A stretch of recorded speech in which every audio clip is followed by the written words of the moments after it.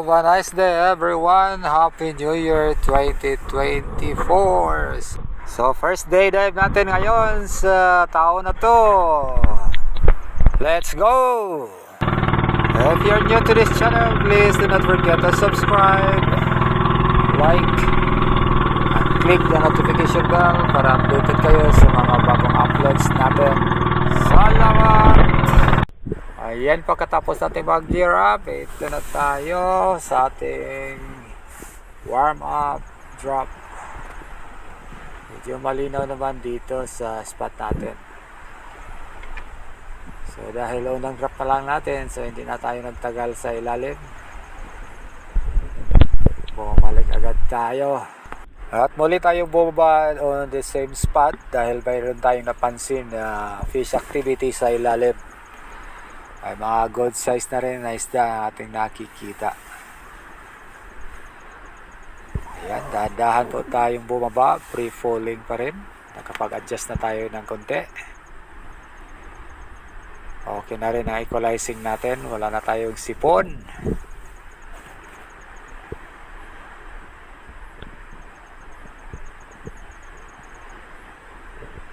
At dito makikita natin na mayroong mga bait fish, maliliit na mga isda. Mayroon na rin mga good size na isda na nakikita natin, mga parrot fish. Mayroong silver drummer. At mayroon pang mga midnight snappers. So, mayroon tayong nakita kanina isang sweet lips, kaya lang hindi na ito lumabas. At ito na lang ang tinira natin, isang silver drummer. So this is my first fish for 2024 for a day dive. Medyo sumabit dito dahil nagkabuya naman tayo, so iniwanan na lang natin ating pana para tayo ay makaangat. So yan na po, na-secure na natin ang ating first fish of the day and of the year 2024, isang silver drummer. Makalipas na ilang season, medyo mahina talaga ang akyat ng isda, kaya lumipat na rin kami ng pwesto. Medyo tanghali na din.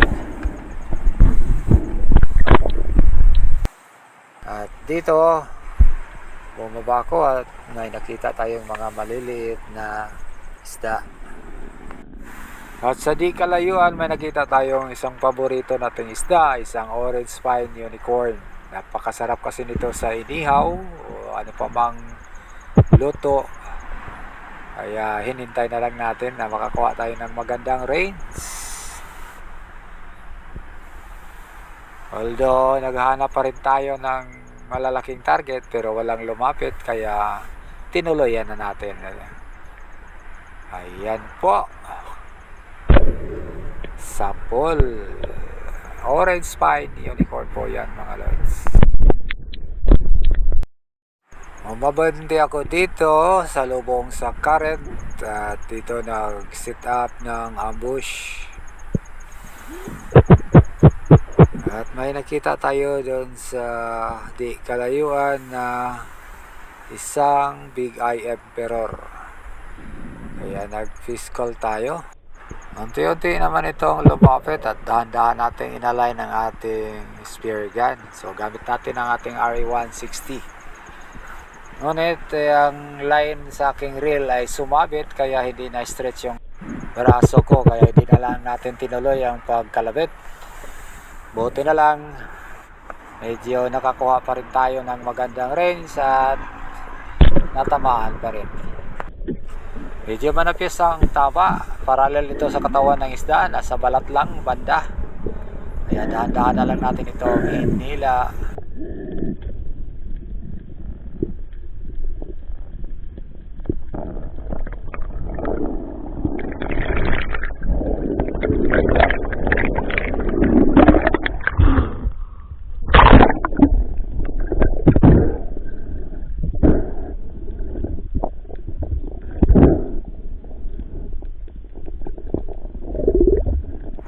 Ayan, hindi po nakabuka ang flapper, buti na lang hindi nakawala. Ito po, nahawakan na natin at na-secure. Ito po ay isang moose sa Hawaii or isang big eye emperor dahil malaki ang mata. At sa local name naman sa mga Bisaya, bagangan. Dahil ang mga ngipin nito ay parang ngipin ng tao, may bagang o bagang sa mga Bisaya.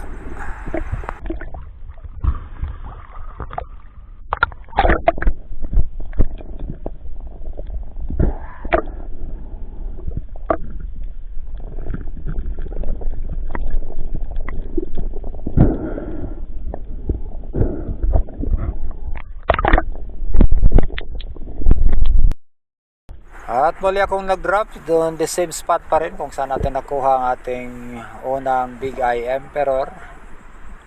At sa pagbaba pa lang natin may nakita na tayong isang Big Eye Emperor pa din pero medyo maliit lang to.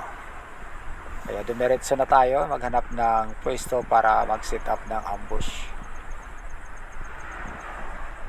At napapansin natin na medyo lumalapit naman ito kaya inantay na lang natin na makakuha tayo ng tamang range. Shoutout nga pala sa lahat ng mga sumusuporta sa munting channel na to. Last year, 2023, sana ipagpatuloy nyo at makuha natin ang ating minimithing 1K subscribers. At sana patuloy pa rin kayong sumusuporta hanggang kung saan ang marating natin mga lods. Ayan po, nakakuha na tayo ng range at tinira natin. Napakaganda ang tama niyan mga lods, stone shot sa isang Big Eye Emperor pa rin pero ito ay medyo maliit na pero good size na rin. Sa mundo ng spearfishing, napakarami ang nangarap na makakuha ng isdang ito dahil sa angking taglay na cleverness. So, napakailap ang isdang ito. Uubusin ang hangin mo sa kahintay, saka pa ito lalapit. Kaya dapat magtago ka ng maayos o kaya gumawa ka ng ibang paraan na kung saan maisahan mo sila. So yan po ang ating second fish or Big Eye Emperor.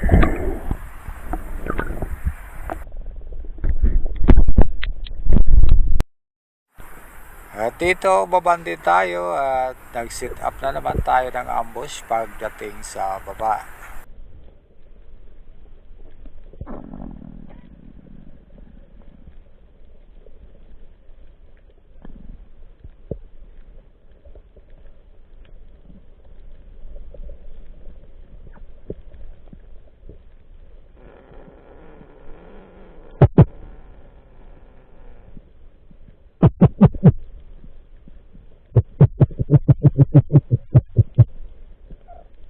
At dito biglang may napansin tayong isang isda na nasa harap lang natin.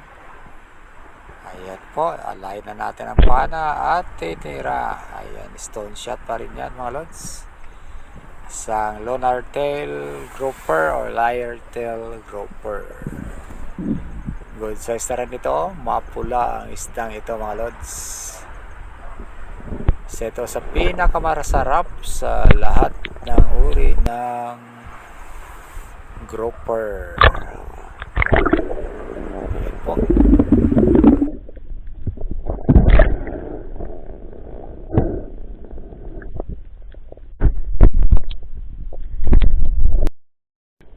Muli na naman tayong bumaba para mag-set up ng ambush. Dito lang tayo sa mababaw dahil malabo doon sa malalim na bahagi sa spot na to. So as usual, nag-scan tayo sa paligid kung sakali mayroong darating na mga malalaking targets. At dito may nakita tayong isang remora fish or kome. Sa itong parasitic fish, sumusunod dito sa mga malalaking nilalang ng dagat, kaya ng pawikan, butanding, mga pating. Kaya pag nandyan yan sa paligid, maaaring mayroong mga malalaking nilalang na nasa malapit lang. At yan po ang total catch of the day namin ni Bro Jake Reyanyo. Nakakuha siya ng isang snapper at malaking muri eel. Okay, that's all for now, guys. Thank you for watching. This is Silent Hunter Gogo, ISD69. And please do not forget to subscribe to this